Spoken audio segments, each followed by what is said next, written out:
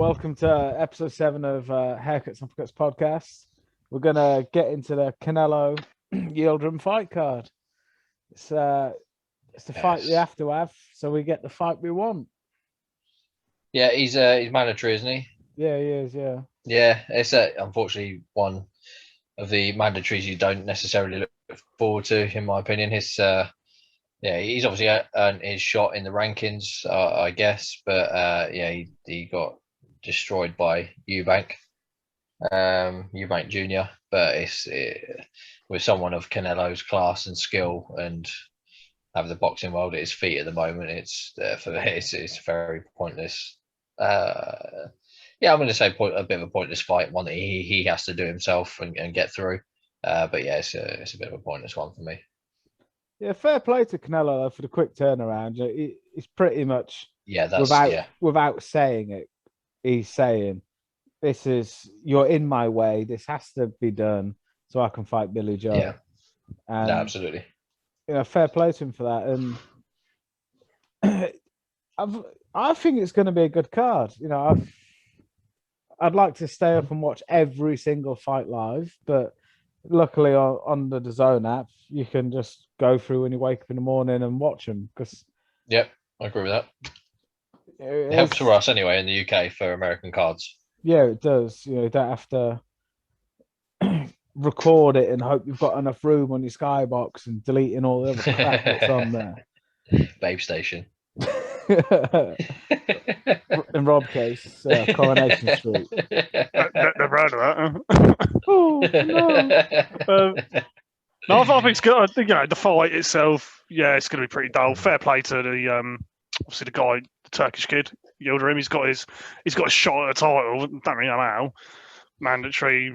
Again, as we normally speak every week about the state of boxing and the belts and the sanctioning bodies. Wasn't his last Eubank fight? Wasn't that for a title anyway? That was the.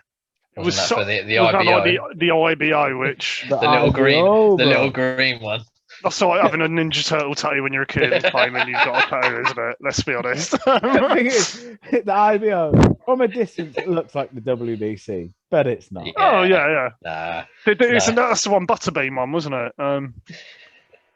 But yeah. Anyway, no, we did. But either way, fair. But this kid's got a shot. It's going to be a great experience for him. He's going to earn a bit of cash out of it. I think Canelo's going to win easy, but what a brilliant upset that would be, wouldn't it? If he lost. Don't. Has he got? Is there fans going to be in this? Yeah, there is. It's because I saw them setting up earlier, and it's in the Miami Dolphins Stadium? Yeah. And I was thinking, was it obviously what's the? I thought my first thought was, what's the point in doing that? Because there's no fans there. But obviously, Americans possibly don't care as much, and obviously have different rules and getting I think if you watch a few of because I think the Callum Smith fight that had fans. Yeah, there's 15,000. Yeah, there's a few. Yeah. So it's not full capacity, but yeah. So they're managed to fit 15,000 in. It's like the Super Bowl, wasn't it? A few weeks ago, they had I think it was about 25,000 actual supporters, and then another 20, or I think that included paramedic workers. That was probably in like a 100,000 stadium, probably. Yeah. No, that's fair enough. Yeah, no. So I looked at it. I looked at them setting up earlier and just thought that's really obviously the majority of the cards in the UK at the minute are Wembley Arena, which obviously that's 7,000 or 8,000. So it's an alright little setup. But I just thought it was a bit pointless. But if they're getting 15,000 or so in there, then fair enough, I guess. I mean, I think we all want to see Canelo get through this fight, which we all think he will, because we want the big one, which me and Luke sort of touched on Sunday's podcast, didn't we? Billy Joe Saunders v Canelo, which I think every viewer on here, I'd say tune into that, because you could witness a massive upset. Because Billy Joe Saunders is a fantastic boxer, and he'll give Canelo problems which he's never faced. Well, since Mayweather, yeah. That's what I was about to say, Scott. It's something I put out there the other day, and will he give him his hardest fight since Mayweather? Now, he had two very hard fights with Golovkin, but that was hard fights for completely different reasons, because he's got a brick of a man in front of him who's not going anywhere, doesn't take a step backwards. and can chin Yeah. you back as well. But Billy Joe, Yeah. you can't hit him with a fistful of sand. Yeah. Yeah. I mean, Yeah, I'd say to anybody watching this right now, watch the highlights of David Lemieux v Billy Joe Saunders. And I mean, I don't care how you rate David Lemieux or Billy Joe Saunders, but Billy Joe Saunders, it's the only time I've ever watched a fight and thought he may have won every single round there, every single round of the fight. And yeah, it's a boxing masterclass against a very dangerous opponent. Yeah. Yeah. But I think that's the fight we want to see, isn't it? Are we going to touch on the fact that Yildirim's coming off a loss and somehow still a mandatory challenger?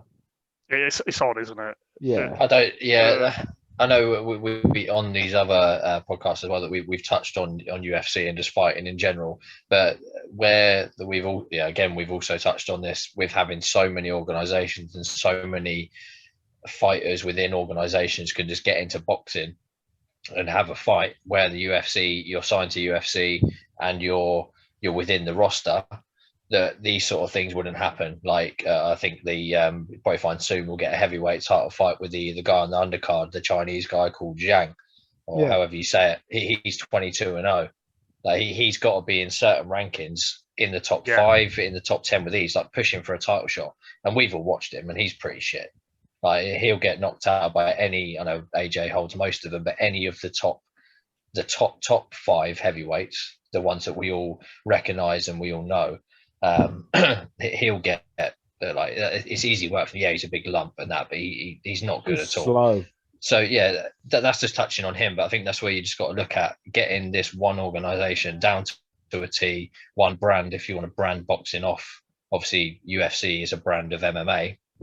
Where if you can brand boxing off to one specific group, then do that and get the top fighters in there, because then that will get rid of fights like this that they've had to go through camps. They go for the build up, they go for the press conferences. Like you probably find Canelo's gone through all this week, doing all his presses and all that, thinking, like, why am I fighting this guy? Obviously, he's going to be built and get himself ready to win, but he doesn't need this. He's nearly 60-1 or whatever it is, 58, 59. Well, I don't know what he's on, but it's mad. But it's got to be one of his easier ones, isn't it? Could you imagine being Anthony Durrell though, knowing that you beat Yildirim and you're even Eubank Jr. But Eubank Jr., he's not really come close to a title shot. For me, I don't think Eubank Jr. is great, but he knocked out Yildirim. Yeah. But at the time we're all watching that. But we're all watching that. Who is this guy? A big knockout, and then he goes and fights. He loses to George Groves. He goes and fights another. He fought some random guy, didn't he, from Ireland? Lost and won that quite convincingly. And then he goes and fights James DeGale and puts on an absolute masterclass performance. I think he's better than what you said, to be honest there. But this is where you're going.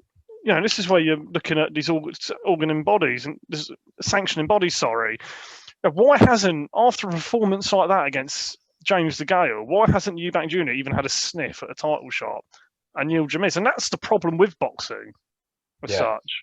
Yeah, I don't know. I think Eubank Jr. is probably pissed off nearly every promoter he's worked with. So probably, yeah. I think it's his dad, to be fair, personally, but that's obviously a different story for a different day. It's the Warriors code. Yes. But no, obviously, quickly touching on him, that's going to be a problem throughout his whole career. To be honest, he should be the one that's fighting Golovkins, that's fighting Canelos, and in my opinion, I think he's obviously not up there with that level of elite, should we say? But obviously, he's fought Billy Joe before, but gave him a very good fight. Yeah, Billy Joe, a very good fight. And he can be up there. So there's obviously a reason why. But from what you see from Eubank Jr., seeing his just videos of him and interviews and that, he seems like a sound guy. Like there's nothing wrong with him. There's nothing. So there has to be something behind there where he just needs to sit with Eddie Hearn, in my opinion, and just get signed in there again properly. Get rid of his dad, and there's world title shots to come. Yeah, and you kind of look at you look at his fights as well. When he, he had a couple of fights. George Groves especially, he was losing that fight. But you even go back to the first round. He's had a bad round. His dad comes in the corner and he just stares at him for the whole minute. And with the And that's James just- DeGale yeah. fight, you can see he's changed his trainer, and you saw the difference in performance from Eubank Jr. And I think that's his last fight, isn't it? I don't think he's fought since then. James DeGale.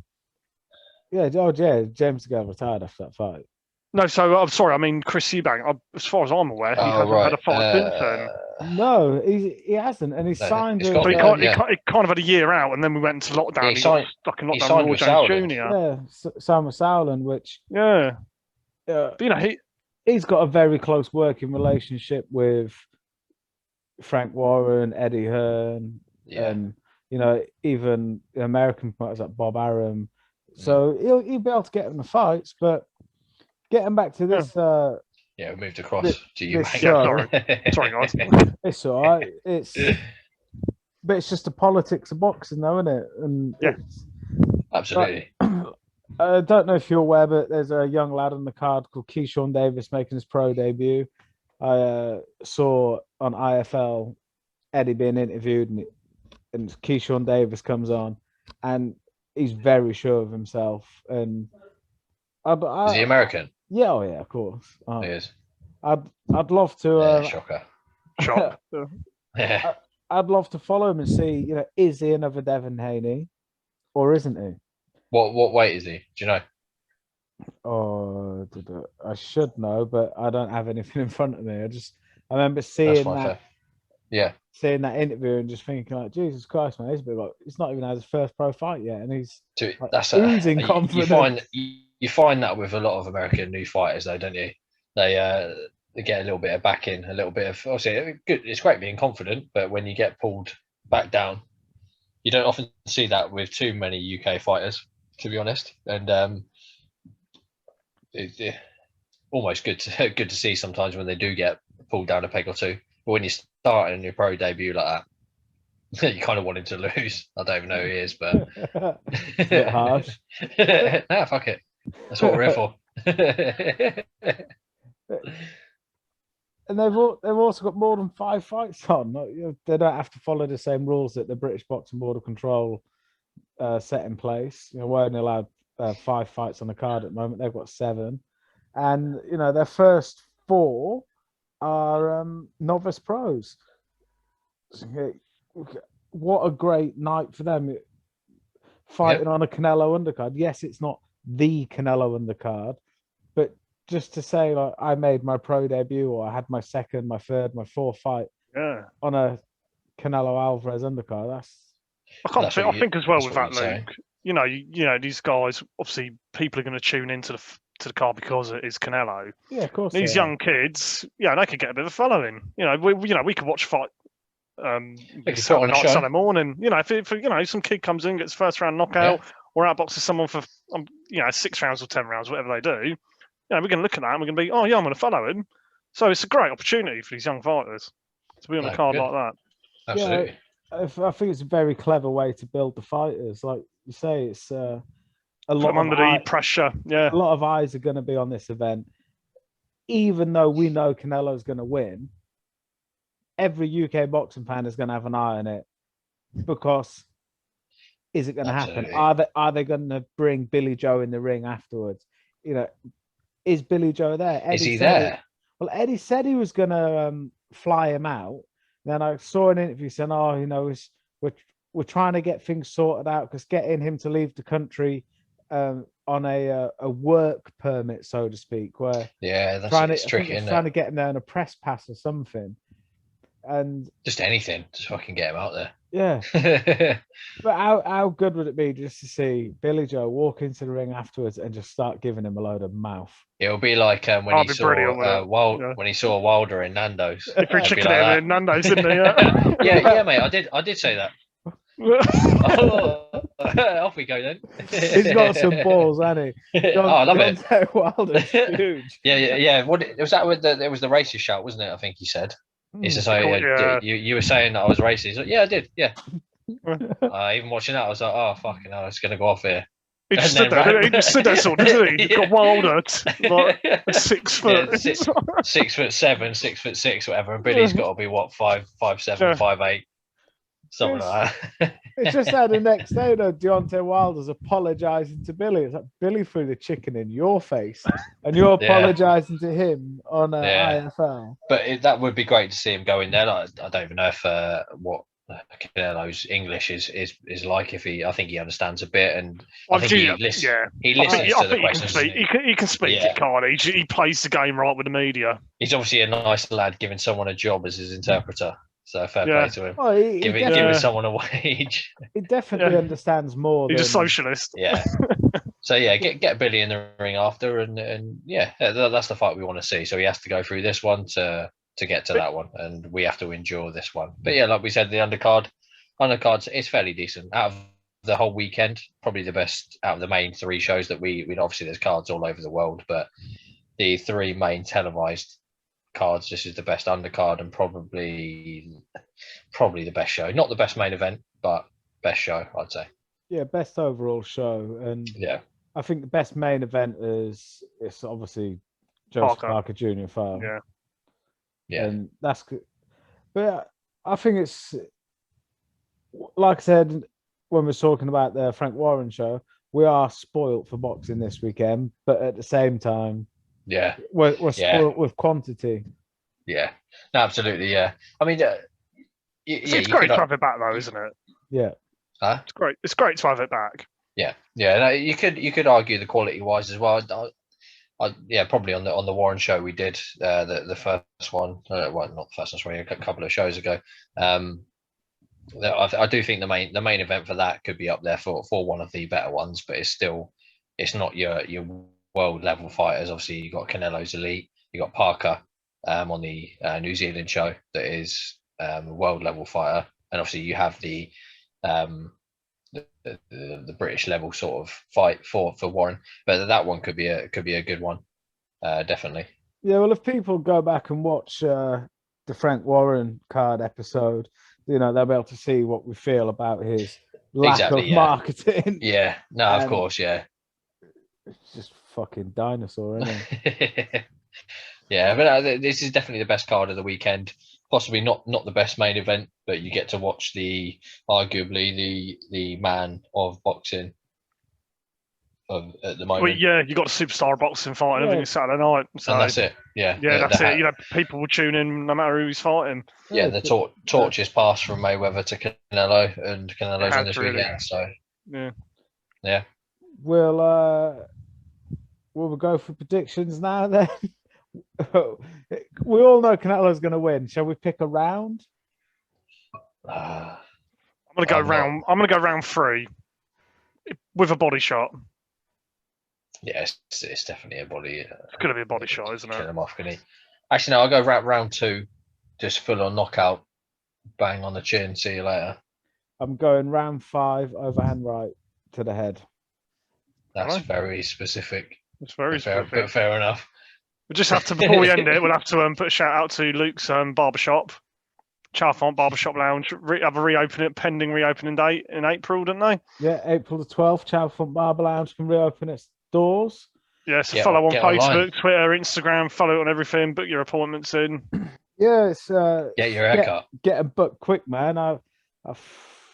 When Boris was in making his speech and that, he had over 200 bookings come in before I went to bed in a case of a couple of hours, and actually I've not even advertised it yet. As you can tell, Luke doesn't take care of his 2 friends, me and Scott. Look at the state of us. This is March last year. I had hair like Luke. I've never had a haircut in my life. Luke won't do it for me.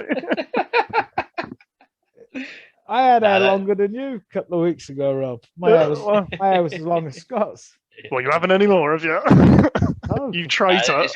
You're not one of us. Just touching on that, though, it's obviously great for yourself to get back in the game, so to speak. Being given a date and this whole thing potentially becoming towards an end. So it's obviously great for you to get back up and running. Yeah, and once it's all up and running, that's where we'll be doing the preview shows from, won't it? I think hopefully we'll start to do we'll do live stream. We'll be watching fights live and all chatting about it while the fight's happening together in the shop. So that'll be quite fun. Doing shows from the shop. And hopefully have a live chat so people can comment on it, which would be got more interaction with the viewers, which would be brilliant. Yeah. And Absolutely. for those of you that have made it this far, we have got It's not a chore. we've got a very special guest coming on next week. So the undefeated Southern Area middleweight champion Brad Pauls has kindly agreed to come on and have an interview with us next week, which I think is absolutely brilliant. It's mad.